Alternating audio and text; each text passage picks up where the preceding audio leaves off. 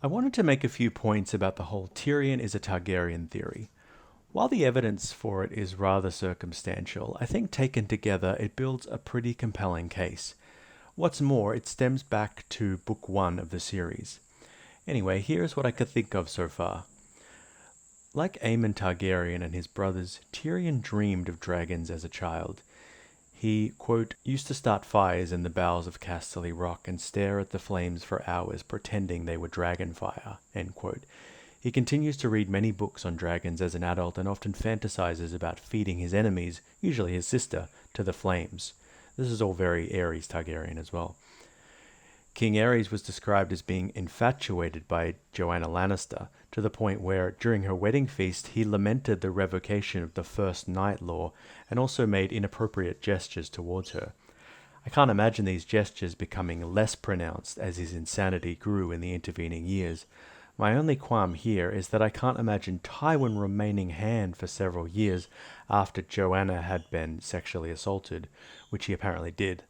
The only explanation is that Tywin didn't find out until perhaps Aerys taunted him with it, perhaps the day he named Jaime to the Kingsguard. It's hard to say. Regardless, this piece of information regarding Aerys' relationship with Joanna doesn't seem to have any relevance to the story unless it implies Aerys eventually raped Joanna. Like Rhaenyra's and Daenerys' stillbirths, Tyrion was born malformed with a small tail. Rather than Lannister yellow, like the rest of his family, his hair is white, bordering on Targaryen silver. He also has mismatched eyes. One is Lannister green, while the other is described as black, but is more likely dark brown or dark purple. This summons up comparisons to the black and green eyes of Shira Seastar, or even the purple eyes of the Targaryens.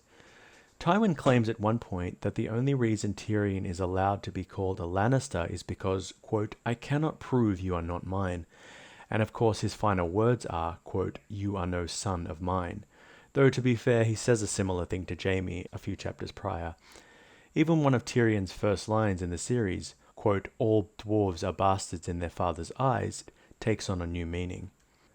Finally, it would give a specific cause for why the Mad King had Jaime named to the Kingsguard beyond just wanting to piss Tywin off, as it would ensure his bastard inherited Casterly Rock with all of its wealth and claims.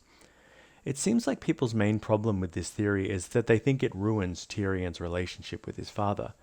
I wanted to defend it somewhat on those grounds. Regardless of who sired Tyrion in a biological sense, and how that might help him tame one of Daenerys' dragons, he was still raised by Tywin. And being Joanna's son, Tywin obviously felt some obligation.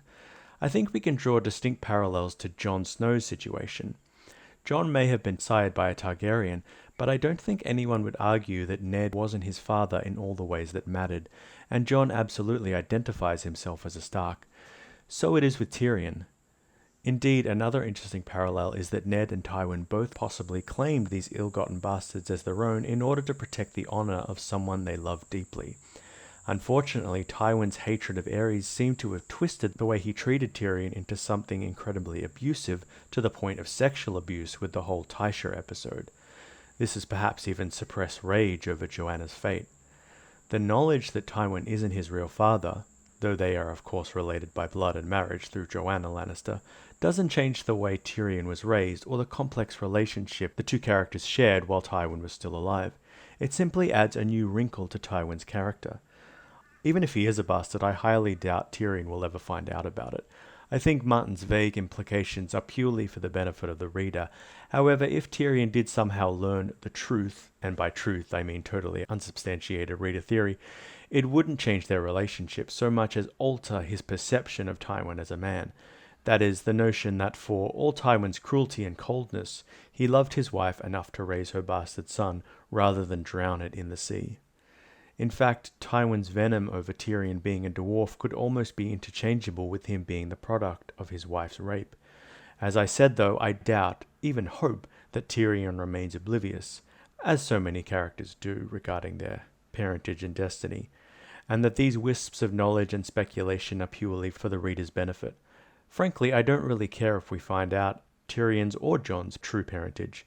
I'm okay leaving it as ambiguous, as I imagine its relevance really only relates to their ability to fulfill the three heads of the dragon prophecy, and will have very little bearing on their character development.